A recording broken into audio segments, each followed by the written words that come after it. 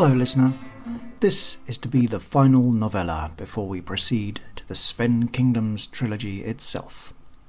This little diversion takes us to the kingdom of Cream, which is, well, you'll find out. Unique, I guess. No place for an aspiring artist anyway, as our hero, in inverted commas, is all too aware of. By the way, the piano you'll hear in between episodes was played by Louis Rorison, and it's me playing guitar everywhere else.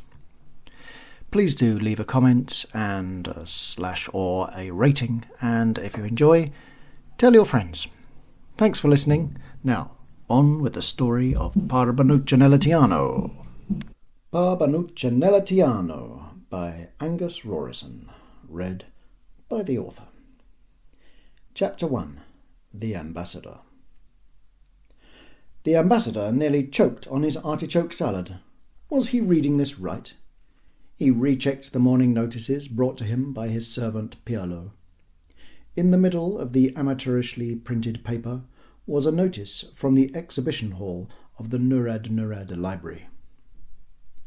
Art Exhibiton, showcasing the best of new art from Cream plus classics borrowed from abroad. Exhibiton last all month, brackets, or according to interest, close brackets. Painting and sculpture. He railed at the spelling mistakes, but otherwise was intrigued and surprised. Maybe I have misjudged these people, Pirlo. What say you?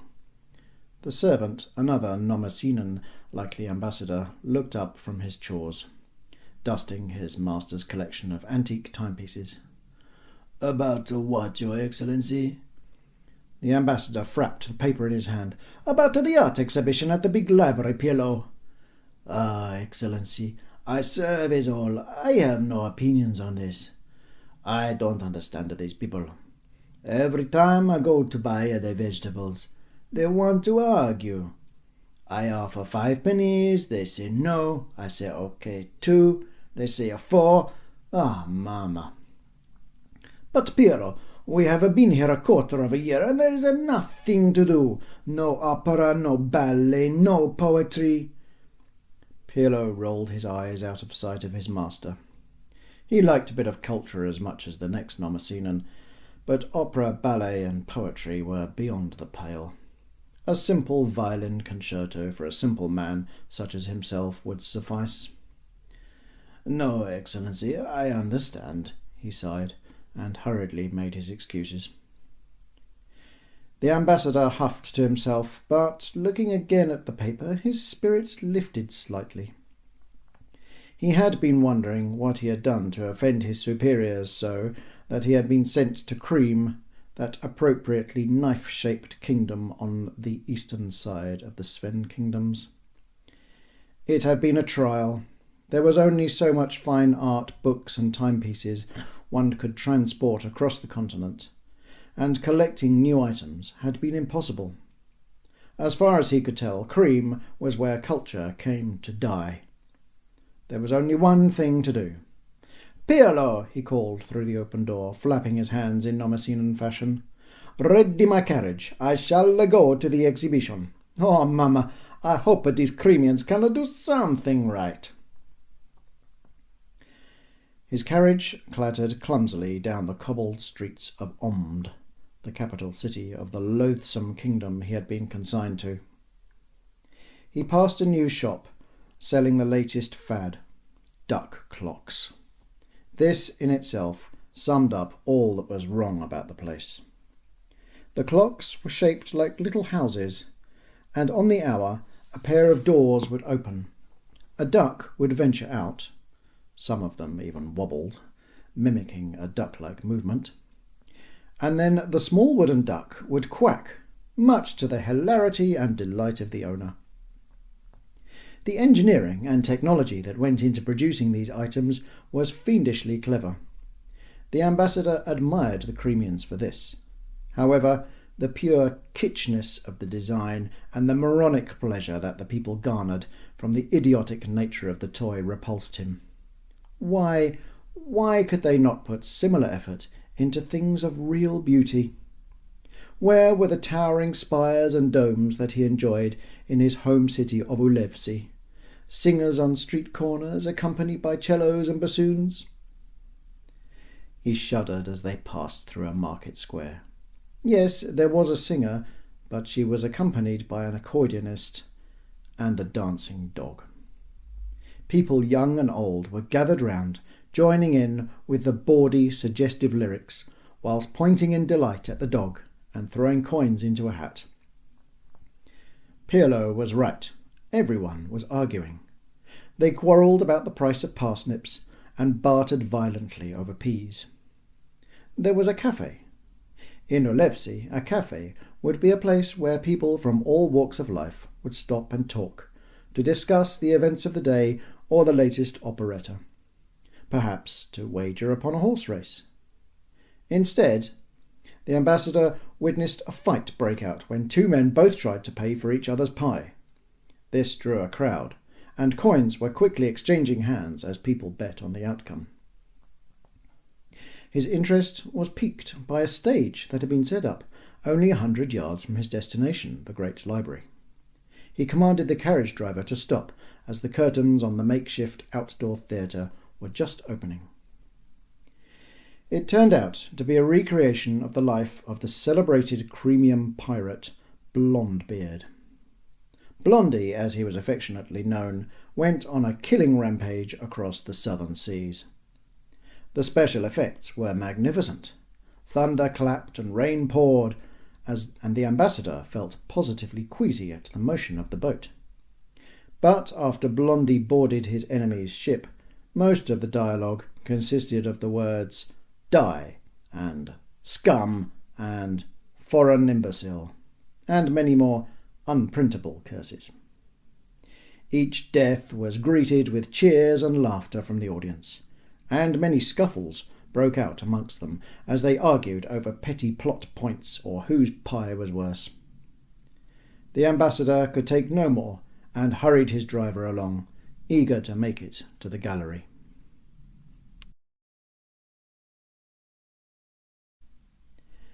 Chapter 2.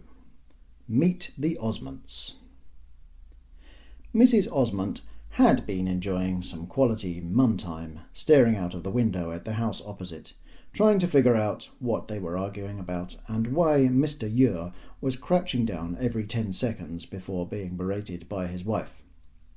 She hadn't had so much fun since she'd seen the baker drop all the cakes he was delivering to the next street. He'd sheepishly picked them all up again and, having wiped them on his jacket, arranged them prettily on his tray. She'd amused herself by imagining that fat lot at the bottom of the street stuffing themselves with all that slime and dirt. It would serve them right for winning this year's game of how many from the street can run down the next street without being tripped up.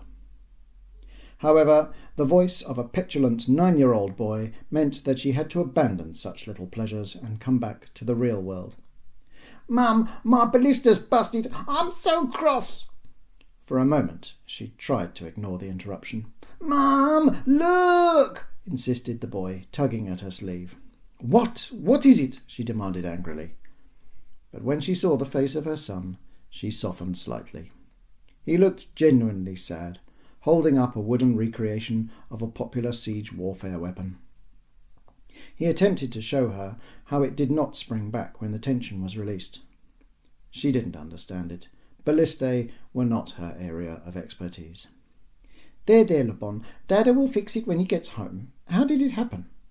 She regretted asking the question. "It was her!" he yelled, pointing at the scruffy figure of a little girl in the kitchen doorway. "She did it! She's always breaking my stuff!" "He won't show me how he works. I just want to know. He's so mean to me, Mama!" cried the small one. "I'm going to bust all your toys!" retaliated Le Bon. "You're a Kershaw!" shouted the little girl. "Rio!" screamed the mother. "Don't use language like that in this house. And you," she turned to the boy, "you just—" She ran out of words. The noise and bickering had drained her. By a large stroke of good fortune, their father arrived at that very second. He was a large, broad man who, despite the beginnings of a double chin, was almost entirely made of muscle. The door crashed open, and his large boots flew muck into the house as he made his entrance. "Hey!" he called, dropping a bag of tools as he saw his children. "Dada's home!" The children squealed with delight and ran into his arms. The mother sighed an almighty sigh of relief. The honeymoon from the arguing lasted 3 or 4 minutes. Le Bon wanted his ballista fixed and contrived a little accident to happen to his sister Rio's wind spinner. She sobbed uncontrollably and hurled out more curses at her big brother until her mother cuddled her tight and, for the umpteenth time, told her the story of how curiosity killed the cat and thought she ruled the world, but was brought down to earth by the ancients of Meow Meow. Finally, both children were relatively happy, or at least quiet. Toys had been fixed, food had been eaten, and they sat in opposite corners of their room occupied. "Well, Mrs. Osmond, that was some welcome home, ya?" remarked the father, sitting in the chair next to his wife in front of the fireplace. She shook her head mournfully. "It's that time of year. It's just cuck. I hate it." No, don't be down, my sweet," said Mr. Osmond, leaning over. "You know it's not long till spring." "Spring? Yes, of course," replied his wife, her voice filling with hope for the first time that evening. "Peter reckons it'll be a year of big tides this year." "Big tides?" asked Mrs. Osmond with a grin on her face. Her husband nodded. "That means a lot of work to do when we get to the coast. The dikes will need constant repair."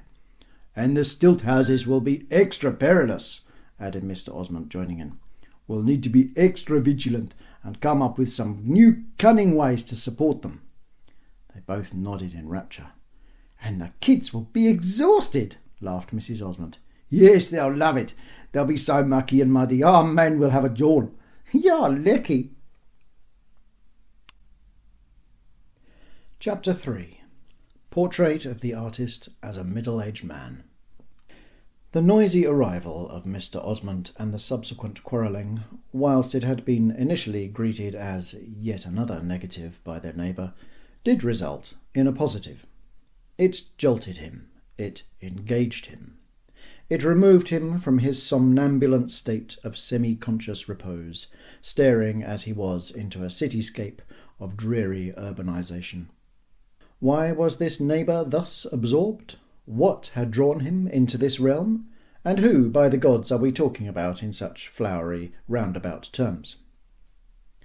Bowie Hauser was an artist, a person of such rarity in the warlike kingdom of Cream as to be listed as an endangered species, or worse, an aberration, an outsider to the general populace. As a result, he was a loner, living, as is the way with loners, by himself, in the house that he had inherited from his unfortunate late parents, a couple of no great means. His father, a middle-ranking bureaucrat, had hoped for so much more from his only son, that he be a captain in the army, or a shipwright, or even a tax collector. Anything but an artist. What use were artists? What could they achieve for the greater might of the kingdom? What use was an artist?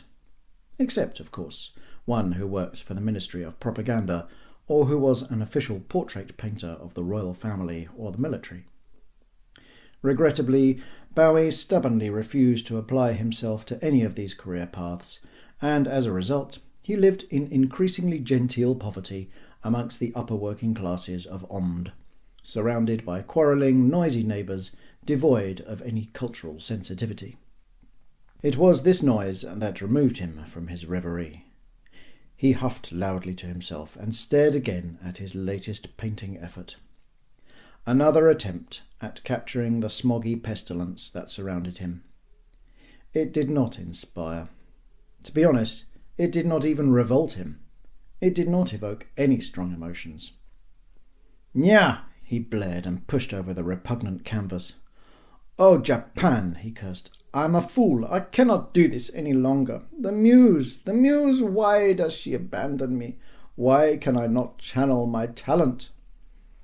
He stood up and stared out of his north-facing window. Nothing. It looked exactly like his discarded artwork. Looking down at it, he shrugged his shoulders. He had to admit he had perfectly caught the bleak vista that his window afforded. "Humph! I've more talent than most," he said to himself. He was not being modest. It was true. He knew his way around a colour palette and a canvas. For another minute he stared and put up with the rowing from either side of his house. "Out!" he declared suddenly, and, putting on his greatcoat, stomped downstairs and out into the street. More noise hit him. Clattering of horses and stomping of boots, yes, but mostly the uncouth shouting and brawling of the masses around him. Something hit him in the face before he could duck. It wasn't soft, but it didn't hurt.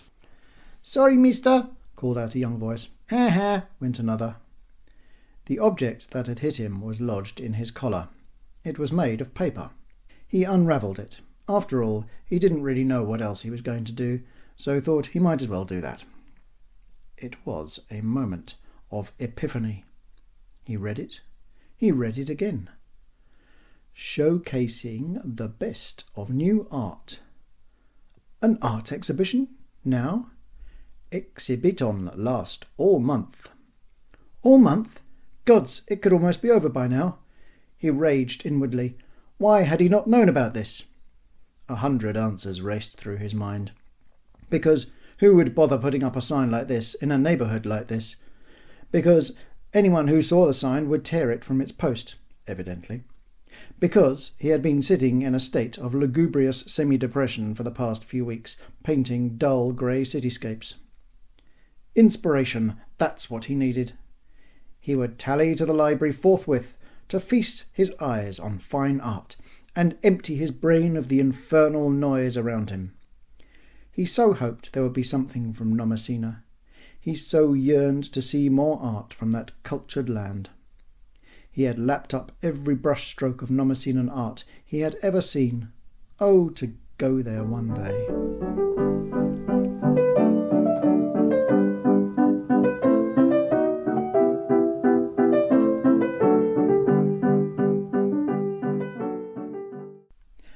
Chapter 4.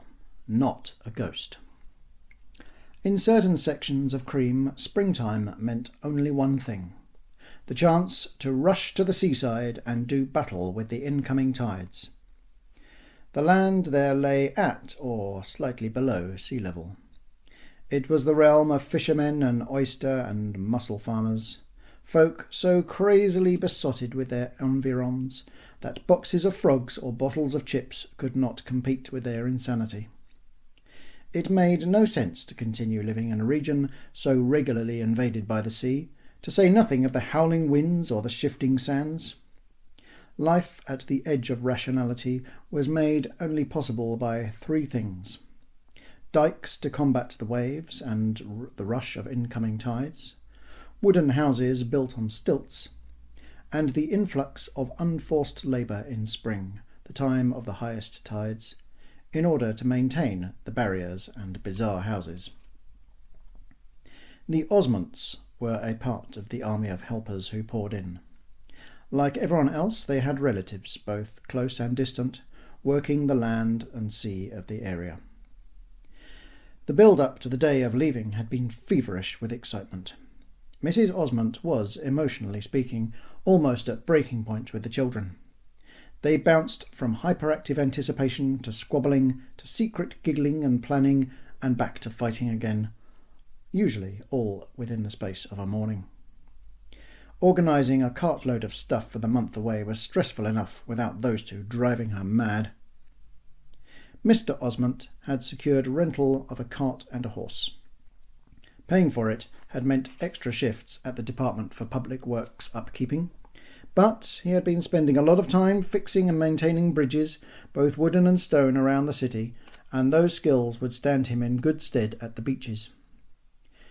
Many of his fellow workers teased him, saying he was wasting his time going to fix houses that would be washed away at the next tide, but Mr. Osmont had had the last laugh, winning almost an extra week's wages from them on slug racing during their lunch breaks.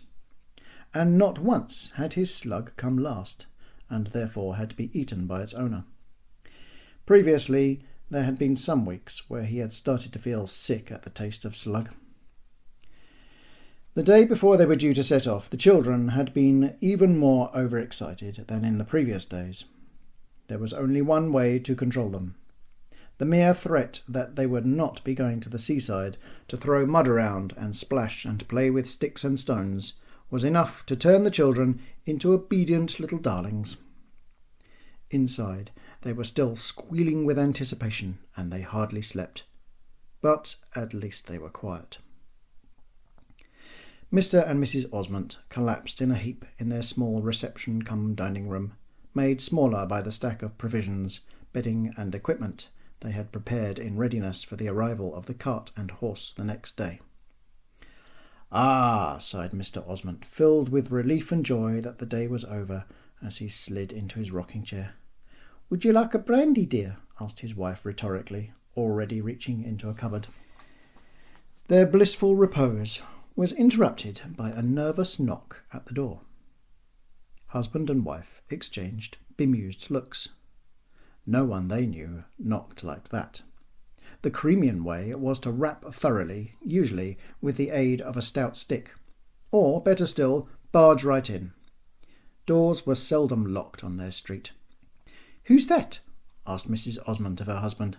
"How the hell should I know?" countered Mr. Osmond. The timid knock repeated itself. "Maybe it's a ghost," shuddered Mrs. Osmond. "Don't be ridiculous, woman. There hasn't been a ghost here since the cat died and chased it away." "But who or what is it?" "You dumbhead. How are we going to find out unless we open the door?" "But it is open. I didn't lock it." "Ish, woman. Whoever or whatever it obviously is doesn't know that. They're too polite?" They both shuddered at the term. In Cream, it was a pejorative, derogatory term for someone who was alien or out of step. Only an outcast or some sort of foofy would be polite. Mrs. O tentatively opened the door. There was a broad, bearded man in front of her. Nothing unusual there. That description could have fitted almost any man in Cream. What happened next was rather shocking. "Good afternoon, sorry to bother you," said the man meekly, whilst removing his cap. Mrs. O drew a sharp intake of breath, and putting her hand to her mouth, stepped back from the door and called for her husband. She simply did not have the experience to deal with the situation. Any other person, or at least those she had met, would have just strolled in with a gruff hello. In fact, they would have already been in the drawing-room a few seconds after rapping on the door to give warning of their presence. Who was this strange man? Mr. O appeared in the hallway. Before the timid, polite man could say any more, Mr. O spoke first. "Don't I know you, Prue? Have I seen you around somewhere?" "Ah," stuttered the man, unused to such brusque questioning. "Yes, you may well do, though I admit it is in my nature to keep myself to myself. However—" "Spit it out, man!" The man gulped. Well, yes, I am your neighbour." "Yes, yes," cried Mr. O, clapping his hands together. His wife looked confused. "Ish, woman, it's the man from next door. Not Mr. Durf, the other one. It's... what's your name, eh, Brew?" "Hauser," came the reply. "Bowie Hauser at your service." "We don't need any help," interjected Mrs. O. No, you misunderstand. I'm here to ask a question, perhaps a favour." "But then, why are you at our service?" asked Mrs. O, and not getting an immediate response, turned to her husband. "Why is he offering service when he wants something?" To save a lot of time, we shall cut to the chase, since the class and cultural divide proved a huge stumbling block in the lengthy and rambling conversation that followed.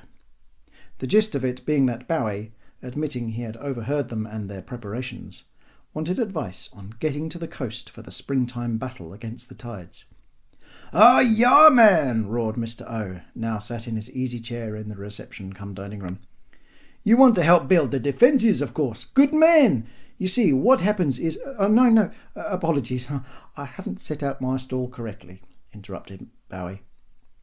Mrs. O, not following his flowery words, disappeared from the scene, shaking her head. You see, I won't be there to help with the defences specifically. No, I'm an artist. Befuddled silence. I shall be painting the scenes, the wind, the sea, the dawn and the sunset, the spidery constructs of the stilted houses and the people who fix them. People such as yourself, Mr. Osmond. These are scenes of great interest, both artistically and historically. Capturing these folk traditions and the ways of our people, preserving them for posterity. Bowie finished his spiel and looked hopefully at Mr. O. His host frowned, continuing his perplexed state. Eventually he sighed, then drew breath, then shifted in his chair, scratched his beard and said, "So you don't want to help strengthen the defences?" "Well, not to say I wouldn't help, but it's not my prime mission, you see. I have just come from the Nurad Library, where they are showing an exhibition of contemporary painting, even some from Nomessina. The landscapes on display are intriguing, but I believe I am capable of at least their equal. I believe I could elevate your efforts to national, even international prominence. I've heard it said that the mornings can be spectacular there. I would be painting, Mr. Osmond." "And not helping?" "Well, as I said, So tell me, Brew, what are you doing here? You want to ride to Spandau?" "Spandau?" "It's where we're going, Brew. We all rock up there and help out. We don't paint, man, we build." Bowie sighed to himself, trying desperately not to show his disappointment at not getting through to his host. Mr. O stood up. "Look, go and see Kurt. He can fix you up with a horse and cart," proclaimed Mr. O, standing up again. Then, sensing that this odd man before him didn't know how to drive one, added, "And you can hire a driver for extra. When you get there, ask for the associates. They'll find a place for you to stay, but you have to pay, yeah?" "Oh, yes, indeed," replied Bowie eagerly. Chapter 5. The Library. It had been at the library's exhibition where the seed had been sown. His head full of his neighbours' discussions about rising tides and sunrises and battling the elements, to say nothing of the children's excited games and squabbling about their experiences by the sea, Bowie had sought solace at the library. He quivered with delight as he filled his soul with paintings from abroad. Pastoral scenes from the flats of Hordener, the domed elegance of the great city of Dinar, and, of course, the portraits and scenes of courtly life from Nomessina that dominated the gallery. Granted, there were some offerings from Cream, but he heard these being scoffed at.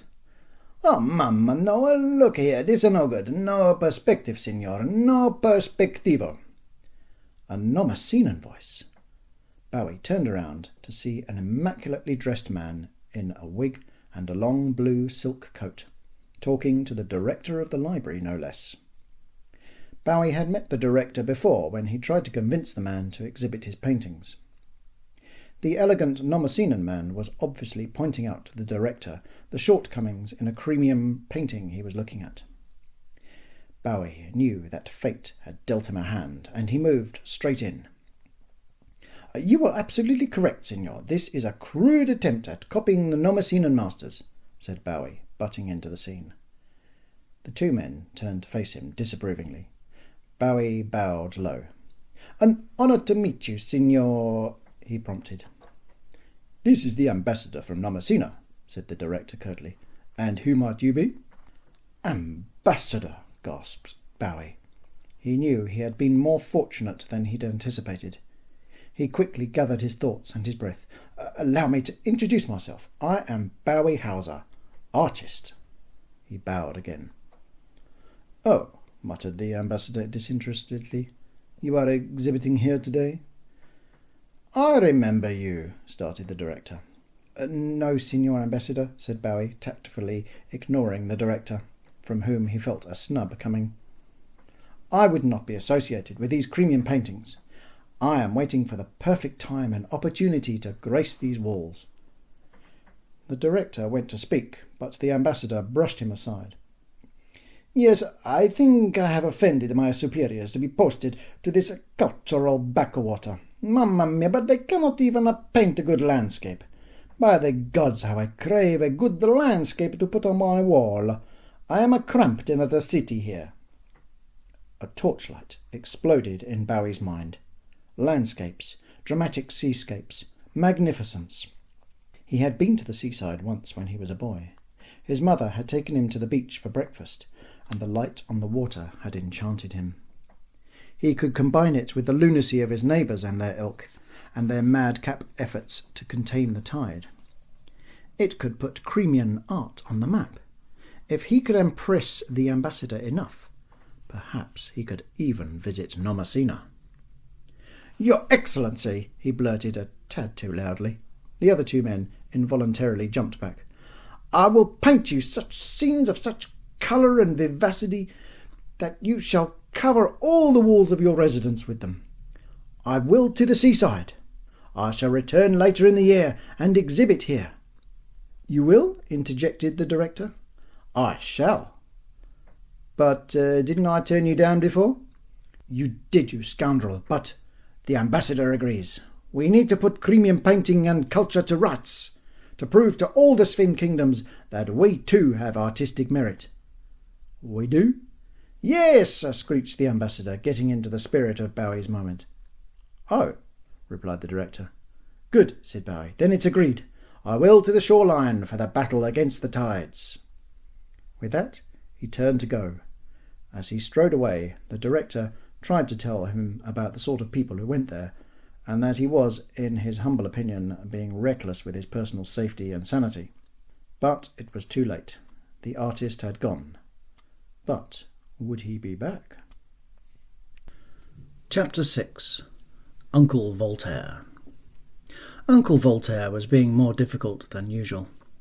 For 15 months of the year he had his place to himself, coming and going as he pleased, hanging stinking fish to dry on the wall next to his socks, using whichever of the growing holes in his floor he pleased as his toilet. He was content. But for that other month he had to put up with an invasion of his space and privacy. An army of do-gooders and relatives, both near and distant, who came to bother him. True, without them the house would inevitably succumb to the natural forces that gathered pace with the spring tides. As usual, he had barely survived through winter, when rain and waves lashed about him. He'd stuffed the holes in his walls with seaweed, and he'd piled driftwood under the sloping bed, but it would not be enough to see him through much longer. He had no choice than to accept the aid. Of course, like most Crimeans, he loved the company. It was comforting to have someone around to shout at or share things with, to be grumpy with and to get drunk with and sing coarse shanties about sailors and mermaids with. It never started with the sea shanties, though. It began with shouting and arguments. He recognised the Osmonts amongst the small flotilla of dinghies that arrived, bashing against the stilts of his house, causing pots to fall from shelves and a large collection of shells to pour out of a box on top of a cupboard. He leaned out of a window and insulted the gathering. Mrs. Osmont covered her children's ears as best she could. After all, they were far too young to accomplish any of the tasks that Uncle Voltaire suggested everyone should do on their way home. The invaders persisted, knowing this was all part of the charm of the old man. Being insulted was partly why they'd come. They cheered and jeered and wished him luck once his house was washed away by the elements. One by one, all 11 of them climbed the rickety ladder onto the creaky balcony. Le Bon jumped up and down, laughing manically at the springy, soaked boards of wood that strained to contain even his weight. Rio immediately copied him, giggling along. "You're still with us, I see, Uncle," proclaimed Mr. Osmont. "No bloody thanks to you lot," retorted the crazed old fellow, spitting out some salty fish along with his insult. "Better do a proper bloody job this year. No more of your cuck." Mr. Osmont and the other men shared a laugh. Mrs. Osmont and her friend Mrs. Decker were already picking up broken objects from the floor and collecting dirty blankets. "Got to get you out of here, old man," roared another man from above the sound of the waves below their feet. "Might have to start again this year. No more foofy patch-up jobs." "Bah! "Do your worst," spat back their host. "Get you in the boat now," said Mr. Osmond. "Let's go see the associates. They've got a nice dry shack for you till we fix you up." Chapter 7. The Associates. Bowie was late. He'd been shown where to rent a horse and cart, but then he realised he had no idea how to drive one. That had entailed an embarrassing and frankly dangerous day visiting local taverns to find a driver. He ended up with Mad Susie. He wasn't sure that she was particularly qualified, but she talked him into it, saying she had to go to Spandau anyway, and she was cheap, which helped. At times on the journey he felt as if he was the servant and she was the master. Any money he gave her seemed to end up being spent on some god-awful fermented juice that she drank. Her wailing, banshee-like songs accompanied him all the way to the coast. She seemed to be both out of tune and yet totally at one with some unseen spirit connecting her to the environment. He became more nervous with every mile. The associates had assumed everyone had arrived, so it was with a mixture of mild surprise and amusement that they heard and then saw the arrival of Mad Susie plus a cowering man. For his part, Bowie's trepidation levels only increased when he saw the associates. The two of them were dressed as if they were going to a ball, utterly at odds with the windswept rocks and beaches that lay behind them as the cart drew to a halt in the dying light. "Susie, oh Mad Susie, we wouldn't have taken any bets on seeing you again," said one with a wry smile. "Mrs. Rush has me cat," screeched Mad Susie by way of explanation. "Of course she has," was the nonchalant answer. "And you brought us a gift." "A sacrifice," added the other associate, laughing. Bowie fell over backwards in terror. "Don't worry yourself, Brew. We're all on the same side here," one of them reassured him. "Unless you've no money," sneered the other. Bowie couldn't tell which one was which, and was losing track of who was nice and who was nasty. "I'm hungry," called out Mad Susie, and descending from the cart, she hitched up her long skirt and ran southwards, disappearing behind a dune. The three men stared at each other for a minute. Tried Bowie. "You'll be needing somewhere to stay," suggested one of the men, leaning over the edge of the cart. You're late. But no worry. This way." One of the large, impeccably dressed men led the horse and cart, with Bowie and his possessions away. Oddly, his boots seemed to retain their shine, despite the stony, muddy path they traversed. Chapter 8. The Red Balloon. Having carted the rambunctious Uncle Voltaire away for the Osmonds and their colleagues, the first order of the day was drinking and eating. The feasting was the traditional way to gather their strength before the hard work ahead of reconstructing the stilt house and the dyke behind it that protected their own accommodation from flooding. They repaired to the Red Balloon, a large inn overlooking the setting where they would be working. Despite the fact that almost everyone there was engaged in the local businesses such as oyster farming, seaweed farming or fishing, or had come to join in the fun of rebuilding sea defences, not everyone was convinced of the sanity of the entire operation. The landlady, Nana, was a huge woman who openly taunted her guests about the futility of their operation. However, she had sensed a good business opportunity when purchasing the inn and enjoyed the free entertainment the mad throng supplied. The Osmonds sat in their group, swilling back the local fare of mussels and fried turnips. The kids weren't so keen on the mussels. Le Bon was dangling a large one from his nose, pretending he had a bad cold. His mother slapped it out of his fingers, but it landed in Rio's soup, and she began to cry. Fortunately, a distraction presented itself in the arrival of the Gibbs. The Gibbs were essentially three brothers and their entourage of followers who based themselves at Nanny Madge's house. Nanny Madge had been oyster farming for even longer than Uncle Voltaire, but was not the disagreeable character he was. She was brought in on the shoulders of the Gibb brothers, conducting their singing.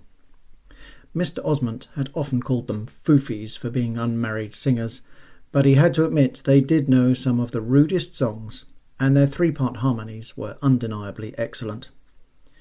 They were formidable adversaries in the competitive world of dike filling and stilt house repairing.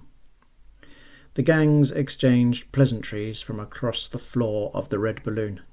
Your house is going to fall over when you pee your pants. Your mama's so skinny, you're going to dangle her in the sea and grow oysters from her. You're so scared your shaking legs are going to cause a quake that shakes over your house. At which point, ironically, a new gang entered. It's the Wobbling Stevens! Cried out a voice. Everyone started shaking their legs and hips, mocking the way the gang's house had wobbled last year. And so the merry japes continued through the evening.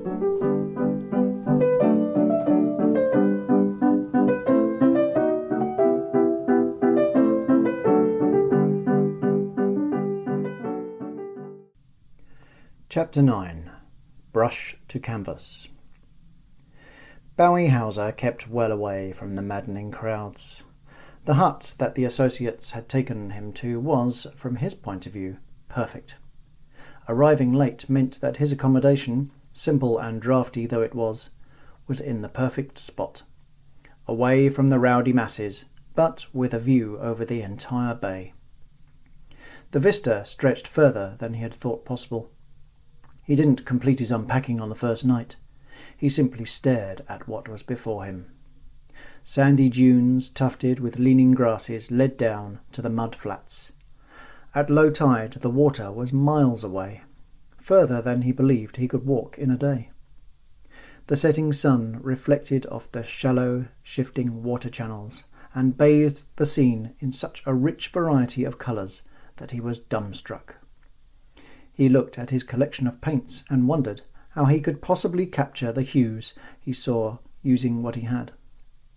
It seemed the gods had created new colours and tossed them all over the sky, land and sea.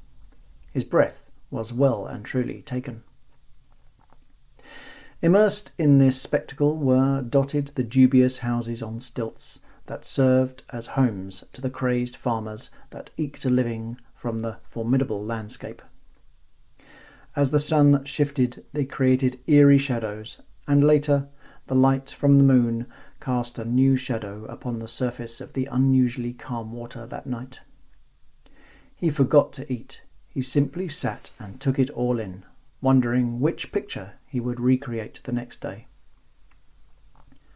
That night he dared to dream of exhibiting his work, not only in his home city of Omd, but across the Sven Kingdoms. Perhaps even in Nomessina. By the time it was light, Bowie was hard at work. Of course, his definition of hard at work would have been laughed at by an almost unanimous majority of people in the Spandau region, who only counted work by the number of bruises or aches they acquired through the day. Nonetheless, he had risen before dawn, and having made himself a hot drink and arranged his easel, sketchboard and paints, sat on the dunes to observe, nay, to experience the sunrise ahead of him. The breathtaking colours emerging from the fast-changing clouds were accompanied by flights of hoverbirds and shoals of charging sea cats. He wasted no time sketching and mixing paints before applying brush to canvas with joyous abandon. He started more than one painting in order to capture the changing scenes in front of him. One was a lavish rendering of the morning light across the bay, another a close-up of a rickety house above an oyster farm, and a third of a small group of people wading through the shallows, pulling a boat. So engrossed was he that he forgot to eat, drink or wash, so that by the time the sun was high in the sky, bursting occasionally through the broken clouds, he was quite ragged and exhausted. He did not notice that he had been noticed. Whilst Mr. and Mrs. Osmond ploughed forwards to Uncle Voltaire's, Le Bon and Rio hitched a free ride on the small craft they tugged along. Le Bon faced forward, urging his parents on, pretending that they were his war horses. But Rio shied away from the rising sun and kept her eyes on dry land. There, atop the dunes, she spied the silhouetted spectre of a man-like creature. Its hair stuck out, flapping wildly in the strong breeze, and its limbs thrashing about, attacking and stabbing the three-legged beasts that stood in front of it, no doubt hypnotized by some demonic force from the dark creature. She squealed and ducked under her father's coat that he had left in the boat. Rio did not sleep well that night. She woke Le Bon and told him of the frightful vision she had seen on the shore. Le Bon rebuked her for being a fanciful, girly, pansy scare-baby. She cried. He told her to shut up. She screamed. Her mother awoke and ran to her child. The inconsolable noise from the next room achieved the impossible and woke Mr. Osmond. Choking on a gigantic snore, he managed to inhale a passing spider whilst gasping for breath, which displeased and discombobulated him greatly. Seeking the source of the commotion that had disturbed his mighty slumber, he crashed through the door of the adjoining room of the three-room house they had rented from the associates. In the half-light, his daughter only saw a spiky-haired, grizzling monster, and squealed even louder, prompting further recrimination from her brother and more intense coddling from her mother. "What the cuck is going on?" roared the much-disturbed man. "It's Rio, father. She's seen a ghost, and she's—" "I don't give a crocodile's arse what she's seen. She woke me up, and I've swallowed a spider." Mrs. Osmond screeched in terror and buried herself into her daughter's arms. The two females were entwined in a seething, writhing ball of hair, flesh, and blankets.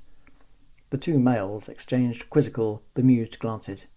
"Ish, woman, what's up now?" asked Mr. Osmond. His wife mumbled something about bad omens and how swallowing spiders was a sign from the underworld god Zymox that monsters were loose upon the earth. Even Le Bon looked worried now and sidled closer to his mother. "What cuck!" exclaimed Mr. Osmond. The other three members of his family broke out in hopeless wailing. There was banging on the wall from the adjacent residence. That was the last straw for the family patriarch. Not only had he been disturbed in the middle of the night and swallowed an unwelcome creature, but now he would be a pariah amongst the working group for having woken up everyone else. Okay. Ish! Hush your caterwauling. I'll sort it out tomorrow." The snivelling from the threesome in front of him gently subsided, so he turned around to plod back to his bed, leaving his wife to gather herself and to complete the task of comforting and settling the children. Chapter 10. Caught in the Act. Rio was not avenged the next day, nor several days after that. Bowie Hauser evaded discovery, not that he knew he was being seeked, and not that Mr. Osmond knew what he was looking for. Still, every day that his children and wife were not spooked was some sort of victory. The building of dikes and the repair of Uncle Voltaire's stilted house continued apace. His biggest worry was that the Gibbs gang would complete reparations on their end of the beach quicker than his own gang. And even the ABCs seemed to be doing a decent job for once. Not that he'd ever admit it to anyone, but he half admired the channel they had dug to divert water away from their stilted houses. At least Uncle Voltaire didn't have a floating house like Mr. George. It was all very well and clever for a time, but the anchor was almost impossible to maintain, and everyone along the beach took great pleasure in seeing the house being tossed towards the shore. Despite that, everybody stopped work and went to help, but only so they could taunt the Mulcher Club gang that had attended Mr. George's property. Bowie stayed in the shadows. He hid in hides, he ducked behind dunes, and pampered his portfolio. He didn't admit it to himself, but there was no denying that he was getting carried away, delirious as he was with the sensual stimulation afforded by the scenery and the sights, the sunsets, the juxtapositions, and the toil of the people. All these swirled within his head, forcing out ever more surreal scapes upon his canvases, some composed in a semi-dream state featuring giants and weird creatures, others simply swirls of light and shade. It was near nirvana, a state where his consciousness and ego had left his body, and all that was left was pure creativity. But yet even heaven has a way of being infiltrated. It was not long after breakfast, and he had entered a realm of unparalleled reverie, which was producing his most abstract piece yet. To the untrained eye, it was simply a succession of smears in grey, purple, and white, but to his mind it was an epic confrontation between nature and artifice, as represented by the "What have we here, then?" barked a gruff voice. For a second, the voice just echoed and bounced around in the artist's ear, but then it persisted. "Yo, Hannes, come and see." "Eh?" muttered Bowie. It took him a few seconds, but he slowly began to realise that he had been discovered. The man, if man it was, more mud creature than man to Bowie's befuddled mind, called Hannes, approached. Grabbing Bowie's canvas, he turned it around. He did not recognise the way the brushstrokes and combination of basic colours had captured the essence of the wind-swept cloudy day. His eye was, as an artist might say, or mutter out of earshot, an untrained eye. "Load of guck! What is it?" growled Hannes. No, please, don't touch that," managed Bowie. "Who are you?" asked the other one. Bowie stood up from his kneeling position and dusted his knees. He decided that straightforward politeness might get him somewhere. "Good morning. I'm an artist. "Artist! Ha ha ha!" yelled Hannes, joined in by his friend with laughter. "Give me that paint. I'll do another one." The two of them mimicked swishing paint all over an imaginary canvas. "No, it's abstract, you see. It's impressionistic, perhaps. Stop talking guck, man." By this time, more people were coming, men, women, and children. From one side of the approaching gang, a high-pitched scream cut through the atmosphere. A large man picked the emitter of the sound, a young girl, up from the damp beach and placed her in her mother's arms. He strode forward purposefully at the head of the posse. "Hey, you, ghost!" bellowed Mr. Osmond as he neared. Bowie innocently pointed to himself. "Me?" "You know this man?" asked the other one as Mr. Osmond arrived. "Someone's been scaring my daughter, and it was Bowie shook his head, ever more confused and disorientated. Mr. O pointed. "You!" Hannes, the other one, and some others, took this as a sign to manhandle the helpless artist, who was lifted, shivering and yelping, off his feet. "What by Sven are you doing to him?" demanded Mr. Osmond. "You said he was a ghost who'd been scaring your daughter," replied someone. "No, I didn't." "Yes, you did," argued someone else. "All I said was you," persisted Mr. Osmond. Bowie, despite being restrained and held aloft, had semi-control of half an arm. He pushed a hand forward. "Mr. Osmond, how nice to see you again," he managed. "You're not a ghost," called out Bowie's neighbour. He turned behind him to look at his wife. "He's not a ghost. I told you before, didn't I? I did." She was too busy comforting the still nervous Rio, but she nodded and mumbled the names of a few gods to herself. "Look, put him down, you stupid brute-firsts." The bemused crowd lowered Bowie to the ground. "He says he's an artist," said Hannes. "Yes, he told me and Mrs. Osmond that back doing Omd," said Mr. Osmond, now staring at Bowie's latest canvas with a huge frown on his head. Bowie smiled nervously back. I tried to tell your friends here it's not my usual style. It's somewhat impressionistic, to say the least, but one is trying to capture a mood solely, not the actual... Look, neighbour, no offence, man, but I don't think you're cut out for this. You've come all the way up here, but you're doing no good, see? Here we all are, building and fixing and up to our necks in mud and cuck, and here you are, playing with paint. It won't do, man." "What do you mean?" "I mean, you're coming with us, to work. You're my neighbour. You're one of the gang now." Encouraging grunts and cheers emanated from the others. You misunderstand me. I'm a recorder of the times. I'm wasting your time standing around here with a paintbrush, that much is for sure. Come on." With that, Mr. Osmond turned around, and Bowie was led, nay, dragged away from his easel and paint towards the cold, forbidding muck of Uncle Voltaire's oyster and seaweed farm. Bowie Hauser was separated from his beloved painting for the rest of the spring break. He had to admit to himself that in the long term it did him good. He had definitely become overexcited and had completely lost any sense of realism in his work. He needed time off, time to refocus. Uncle Voltaire's gang refocused him through work and integration. To be fair, Plan A didn't quite work out. Bowie was not a practical man in the same way anyone else in the gang was. When his dike-building skills were questioned, no, mercilessly taunted by the Gibbs brothers gang, resulting in a mud fight and the tragedy of a broken dike, he was reassigned. There was no way he was up to the physical labour and banter required to operate in the inner circle, and so he was put in charge of the children. At first, this horrified him. He was a single man of an artistic nature, and he feared children even more than hard physical work. Fortunately, his fears were to be proved somewhat unfounded. He spent many happy hours on the beach, collecting shells with the 9 children under his watch.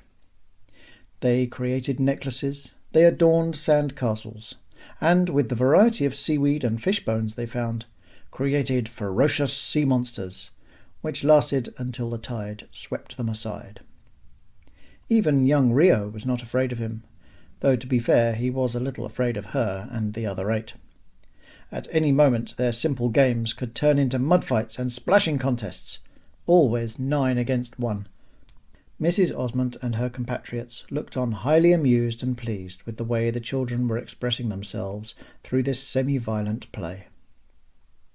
This gang within a gang conducted raids on other gangs, dressing as monsters and spooking them, drawing taunting faces in the sand, or simply charging them with mud balls. At night, Bowie slept the sleep of the righteous, his ears ringing with the laughter of children and adults alike. He never touched his pile of canvases or paintbrushes. Chapter 11. Home Again. He had been home for several days before he thought about his art again, such was the state of mind and body, a mixture of physical fatigue and mental emptiness. All thoughts of an exhibition were lost while he recuperated and adjusted. Besides, he had begun to doubt his own abilities once again, perhaps even his sanity. An hour or two before tea time, at around that time when the afternoon lull has begun to wear off, and life starts to gather momentum again, there was a knock at the door, a highly unusual occurrence in his lonely household. It was his neighbours who came calling. Not all of them. Mr. Osmond was absent. Mrs. Osmond stood shyly behind her children. As the door opened, Le Bon and Rio held out 2 sheets of rough paper upon which he could make out scrawlings of charcoal. "I did a monster!" exclaimed Le Bon first. "I missed you, so I drew you," squeaked Rio, with all the honesty of a girl her age. Oh, I am touched," said Bowie, reaching down. "May I see?" "No, it's horrible. I'm useless," bawled Rio, and began to cry. Bowie froze, not knowing what to do in such a situation. He had no ocean or seashells to distract her with. Mrs. Osmond clasped her daughter to her. "If you please, Mr. Hauser, the children want to know how to draw with the what's-it." "Charcoal?" "Yes," exclaimed Le Bon, adding after a shove from his mother, "Please." Rio wiped a large string of snot from her nose and grabbed hold of Bowie's jacket. He winced slightly, but thought it would be bad form to visibly recoil. Well, why not? Why not indeed? I could give the little ones some pointers, Mrs. Osmond. I mean, I'm no professional professor, but I know a thing or two, if I dare say so. Thanks!" exclaimed Le Bon, already on his way in. Rio grinned up at him. She was missing a tooth, which only seemed to endear her further. "Got any cake?" called out Le Bon, already in what passed for a kitchen in Bowie's home. Bowie turned around to reply and heard footsteps behind him at the door. He turned back, but their mother had already gone, and he heard her own door shutting. He braced himself. Far from exhausting him or putting him off, the afternoon spent in the company of the two terrors from the terrace next door led him back to his art. The children talked of the seaside and what they'd created, and how they looked forward to growing up and leading a gang of their own and being the best sea-house restorers and flood preventers in the kingdom of cream. When he relented and showed them some of the paintings he'd made at Spandau, the reactions they elicited crossed the entire spectrum of possibilities. Some they laughed at, or one laughed, the other frowned or asked questions. One or two they stared open-mouthed at, dumbstruck. Such was Rio's reaction to one of the wilder abstractions that Bowie had painted in the latter stages before his accostation. Le Bon peered intently at depictions of the various buildings, dikes and channels, whilst Rio counted and named people, even those that had no faces and were just distant silhouettes. The pair demanded brushes, paint, and something to paint on. Using a few old cloths as their canvas, they tried swirling seas and swishing sunsets and spiky stilted houses and all sorts. Finally, they declared they were hungry and took themselves back to their mother. In the early evening gloom and relative silence, Bowie stood in his studio, surrounded by his own and the children's work. He knew they were only children, but the artwork had brought something out in them. They had connected in a way he had very seldom seen in his countrymen. Perhaps, he mumbled to himself, maybe, possibly it might just work. He remembered the Nomessinan ambassador to whom he had boldly proclaimed that he would fill the exhibition space of the Nurad Library. There was potential there to prove that Crimeans, or at least one of them, could be cultured and produce valuable art. And in truth he had learnt a vast amount about people like his neighbours, and he should put that to use by displaying their better characteristics to the world. Their determination, their fierceness, their stubbornness, and even their humour, and the spectacular scenery in which they operated. He wiped his paintbrush and shuffled around in a cupboard for a new canvas.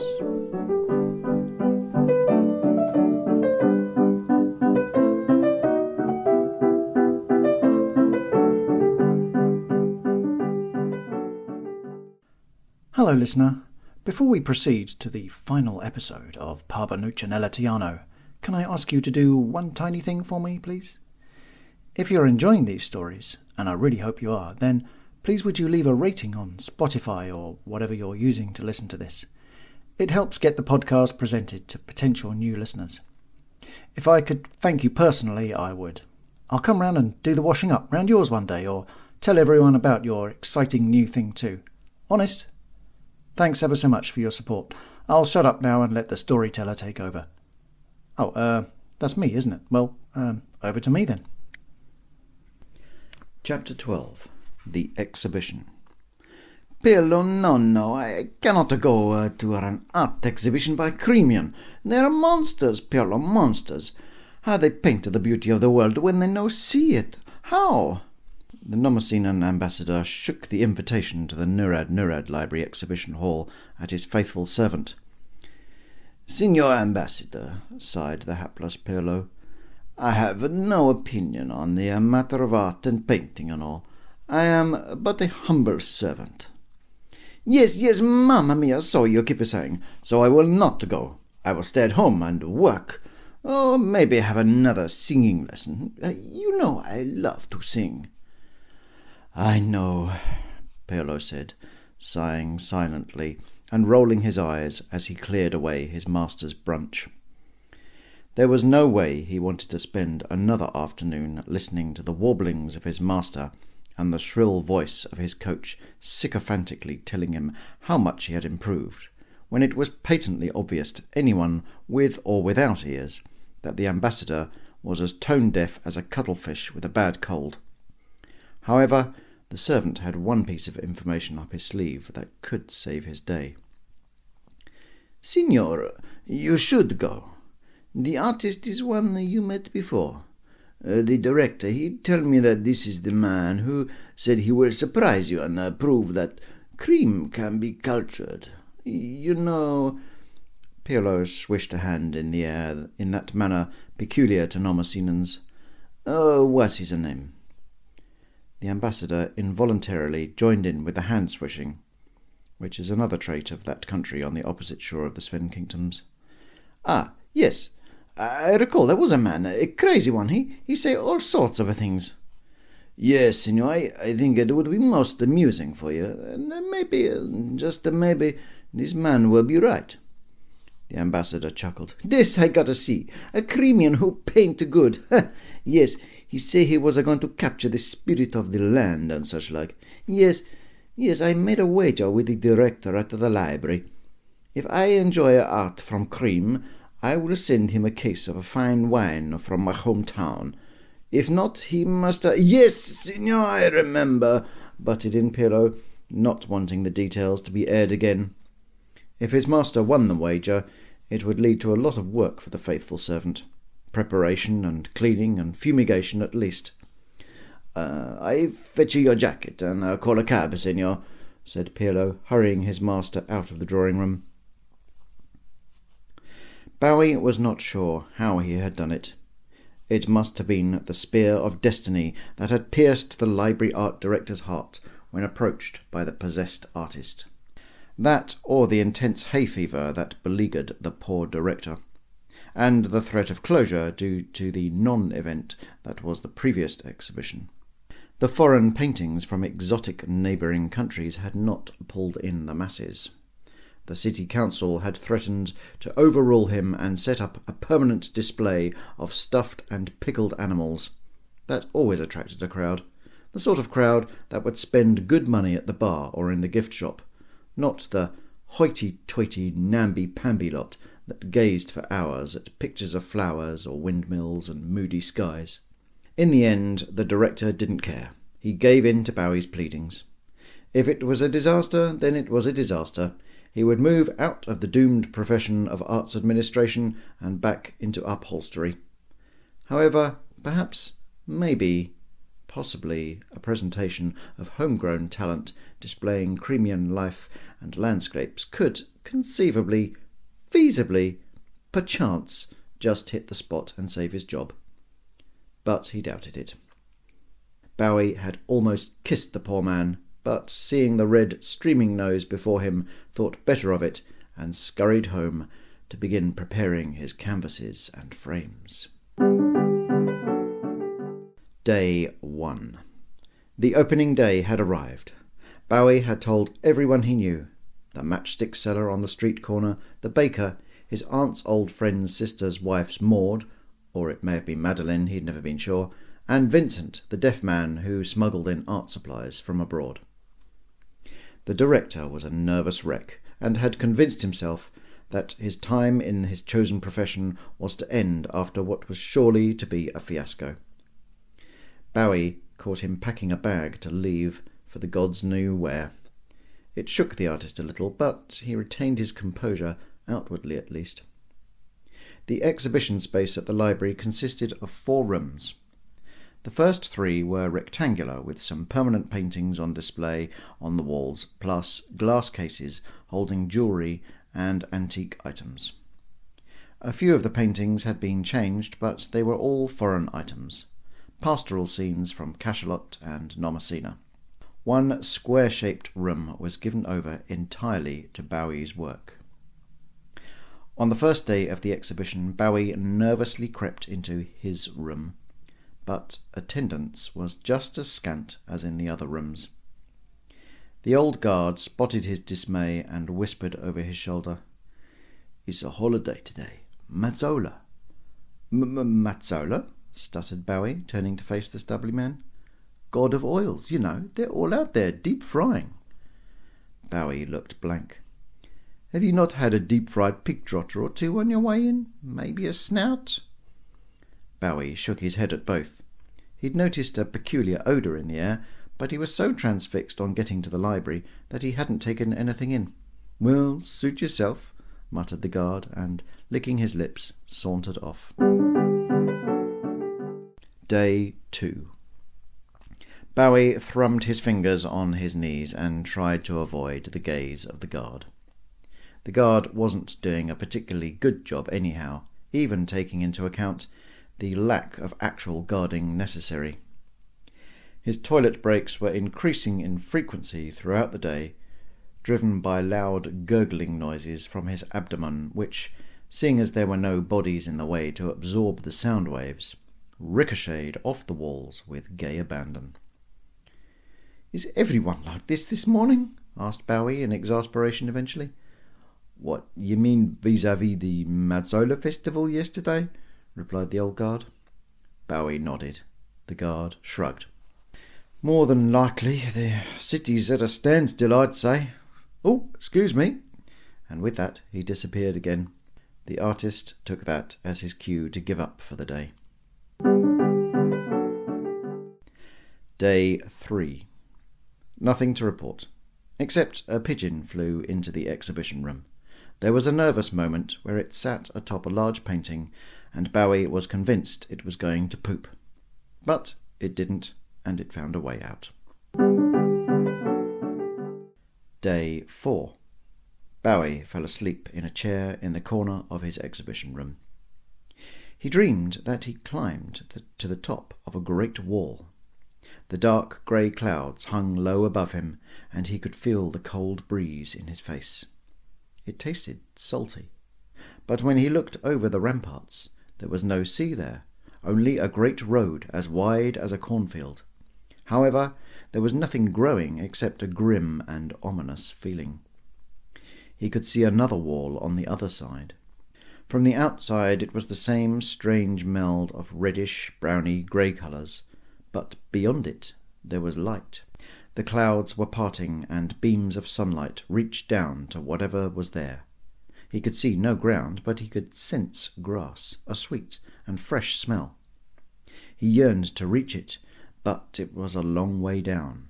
When he looked down, the road dividing the walls was suddenly filled with a swarm of people, faceless, emotionless figures marching past. He tried to call out, to get help so that he could somehow jump from his wall to the other, but no sound came out of his mouth, save a pathetic groan. He tried to wave his arms to whomever may be in the tempting environment beyond, and yet his arms did not respond. The wall he was stood on began to shake. He started to panic as he felt he could topple at any second. The dream of leaping to the promised land was fading. He tried to cling on, but the shaking increased, and then a sound. Someone was calling his name. "Mr. Hauser! Mr. Hauser!" He opened an eye and saw the director before him. "Huh?" he managed to utter. "Please, wake up. The ambassador is arriving. He'll be here any second." "What? Which The Nomessina ambassador. He's here with an entourage. Some fellow countrymen and others, sponsors of Crimean art," said the director hurriedly, and then he added laconically, "Such as it is." Bowie's head span. He wiped the dribble from his mouth and stood up. He stumbled a little, since one of his legs was taking longer to wake than the other. The ambassador did not see the artist as he entered the room. He was deep in conversation with those around him. Most of the conversation seemed to entail waving his hands around, a handkerchief following many of his actions, and tutting and chuckling with his companions. Bowie looked on in anguish. They had eventually stationed themselves beside his largest canvas. It depicted the deep and glorious colours of sunrise swamping the seascaped scene of Uncle Voltaire's shack on stilts. Silhouetted figures scampered around, pulling on ropes and pushing on levers. Above them circled a flock of hoverbirds, breaking up the reflected light from the water. The ambassador let out a strange flutter of morphemes. He never got as far as full syllables, and his handkerchief raised higher than it had previously done. The group turned to regard the enormous painting that they had suddenly realized was dominating their vision. An agonizing minute passed without a sound.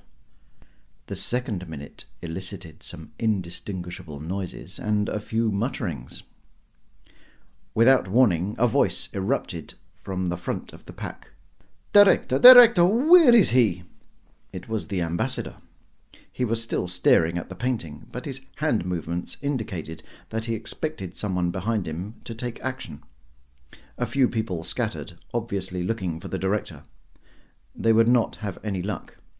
He had packed his suitcase and had been about to leave when he saw the entourage approaching and had ducked into a broom cupboard. He feared the worst and expected to be out of a job within the hour. Whilst the others panicked and ran around in circles, Bowie summoned some bravery and approached the ambassador. "Your Grace, are you looking for the director? Yes, I was a-calling for him, but only so he could fetch me the artist. Who did—" and fluttering his fingers at the colossal artwork before him, added, "This." Well, what? Mamma mia, tell me if you can. Or are you just the janitor?" Bowie had trouble, but after a small stutter he understood what the man before him was asking. "You're looking for the artist, Your Grace?" Si, yes. But that's me, Your Grace." The ambassador was about to reply, but then his right hand went up to his pursed lips, and he tapped fervently upon them. But tell me, have I not seen you before somewhere?" "Oh, yes, Signor. Allow me to reintroduce myself. I am Bowie Hauser, artist. This is my work." "This? Yours?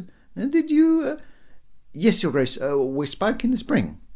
I promised you an exhibition and— It was Bowie's turn to wave his hands around. "This is it." He nervously smiled, though it looked more like a grimace to the watching eyes. The ambassador took in a sharp retort of breath, and a hand went back to cover his mouth. He shook his head. He looked at his companions. They looked back, wondering what sort of reaction they should have. The ambassador swivelled on his heels, turning towards the small crowd. He lifted his hands into the air. "By the gods of a chance and a fortune, I have found the impossible. Yes, the impossible. An artist from Cream." With that, he turned to Bowie, grabbed his head, and kissed him firmly on both cheeks. "Look at all of this. Show me more." He grabbed the stunned and shaken artist by the arm and marched him towards another painting. He was taken to a close-up of the children playing in the mud, obviously copying in playform what their elders were doing in the distance, plugging a gap in a dike. Bowie began to explain to the rapt ambassador and his audience what had inspired the painting and the techniques he used to bring out the character of the people and the landscape. He was introduced to a new and exotic emotion, one which conjured a feeling from him that he had hitherto not dared to imagine existed. Appreciation. Sadly, he did not finish his lecture. It started as a low rumble in the background. Bowie was so immersed in describing his trip to Spandau that all he saw in his peripheral vision was that the exhibition was very quickly becoming crowded. By the time he was cracking jokes about the eccentric locals, he was barely able to hear himself speak. That's when he heard a familiar voice. "What in Sven is this? I thought we put an end to all this guck." It was the booming voice of Mr. Osmond, standing before one of Bowie's more impressionistic seascapes, tugging his beard and shouting at a gathering of similarly swarthy-looking men and women. The ambassador and his entourage turned around to see what had stopped their new favourite artist in mid-flow. "Nanny Madge's house was never like that," called out a voice. "Aye, the Gibbs have come too. Well, that's rich coming from you bunch of foofies," replied a voice from the other side of the room.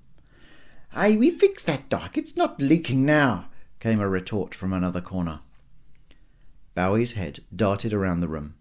His heart almost seized up, and he found himself unable to breathe for a few seconds. The exhibition had become full of gangs from Spandau, and the paintings were setting off heated conversations between them. A heavy hand slapped itself on Bowie's shoulder, almost winding him. "There you are! I thought we'd find you here," rumbled Mr. Osmond. Began Bowie. "The children send their regards." Mr. Osmond grabbed the nearest person, who happened to be the Nomessina ambassador, and drew him into their little sub-gathering.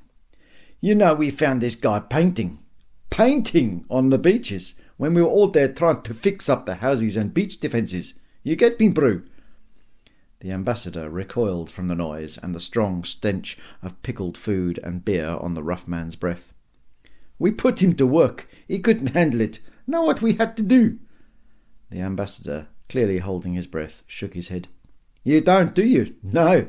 We had to put him in charge of the children. Ha!" A few more of Mr. O's gangs were encircling them now. "Making seaweed monsters and sandcastles all day they were." The group cackled. Bowie's previous rush of endorphins and dopamine had receded rapidly. "And now he's gone and done this. I mean, take a look at that one over there." Mr. Osmond's large hands swivelled round his captive's 45 degrees. "The legs on that house, Uncle Voltaire's house, are all fixed now. It'll be warm and dry all year now, thanks to our efforts. We can't have a picture of that mess, can we?" Bowie was not treated to a right of reply. "Hannes, go and sort it out." "Right you are, boss man," called the man called Hannes, who proceeded to stride purposefully towards the 4-foot-high painting. He produced a shard of charcoal from a pocket and proceeded to correct the legs of Uncle Voltaire's house. "Ah!" squeaked Bowie. The noise was, frankly, quite embarrassing given the level of testosterone he was surrounded by, but it was an honest noise. It was the noise of someone who had experienced the highs and lows of life within the same minute, only breaths apart. "Ach, man, there's more of us than this. Our gang is twice the size," roared a voice from the parallel wall. Bowie wriggled free of the grasp of Mr. Osmond and ran towards the broad man who had made the statement. The artist was too late to save his painting. 5 more stick-like charcoal figures had been amateurly drawn onto the scene of men hauling in nets by an oyster farm. "No, stop, I beg you," cried Bowie. "What, why, are you a dog?" laughed another man. "No, but you are a lying one," replied Mr. Osmond, approaching at speed.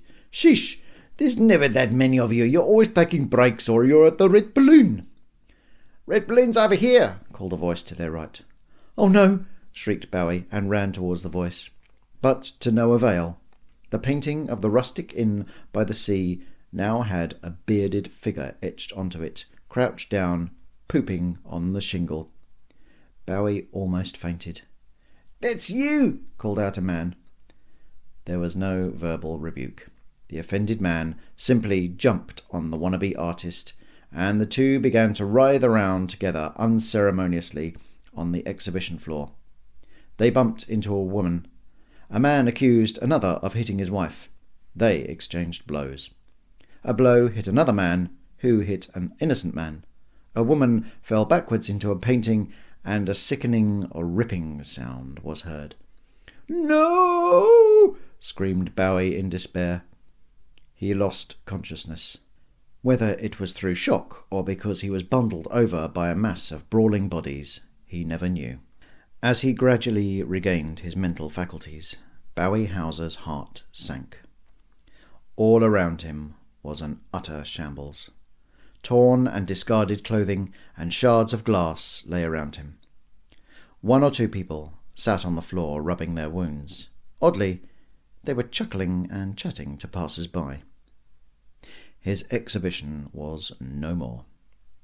All the paintings were either off the wall or hung at an angle, most of them torn, all of them vandalised. He was in too much shock to sob. He simply lay on the floor and stared whilst the babbling noise continued. 2 hands appeared in his vision. They were both right hands and both attached to arms clothed in white shorts and black jackets. He swivelled his head and recognised the figures standing over him as the associates, the brothers who had assigned him accommodation in Spandau. "Up you get then," said one. The hands grabbed his own and hauled him to his feet. But nothing, you're welcome," said the other matter-of-factly. The pair turned on their heels and went to pick up someone else. "Mr. Hauser, there you are," called out a voice, which quickly turned out to belong to the director. Bowie, still unable to put a sentence together, simply looked at him. The director took Bowie by the shoulders and, shaking him with joy, said, "Marvellous! Fantastic! What a day! The chairman of the library wants more. They've drunk the bar dry and spent a fortune in the gift shop. There's crowds waiting to get in. Have you got any more paintings? My contracts have been extended. I've a pay rise. Would you like a bottle of wine? And we can pay you well for today. No, I can't. Bowie shoved the excited man aside and staggered about. "But the ambassador, the others, where?" "Oh, yes, the ambassador. He beat a hasty retreat, I'm afraid. Shan't be buying any paintings today, but..." Bowie turned around to face the director. "Yes? His butler did give me this." The director handed Bowie a stiff piece of card with ornate writing on it. An address. Chapter 13. The end? Needless to say, Mr. Hauser did not return with more paintings to the Nurad Library in the city of Omd. In fact, he was never seen there again. Unfortunately for Le Bon and Rio, he was never seen at the house next door either. What became of Bowie Hauser, one-time exhibited artist of Cream? Some say that he became the celebrated wrestler Winston Templemount, who specialised in fighting on the beaches. Others say that he lived on anonymously in Omd, and it was he who caused the great fire at the library a year later. Yet others insist that he was, in fact, the maestro Parbanuchanellatiano, the artist with the longest name ever to exhibit at the great museums in Ulefsi, cultural centre of the wealthy kingdom of Nomessina. His works were bought by dukes and kings, and he was always present at his exhibitions, prowling the corridors, watching, guarding. Definitely not the beginning.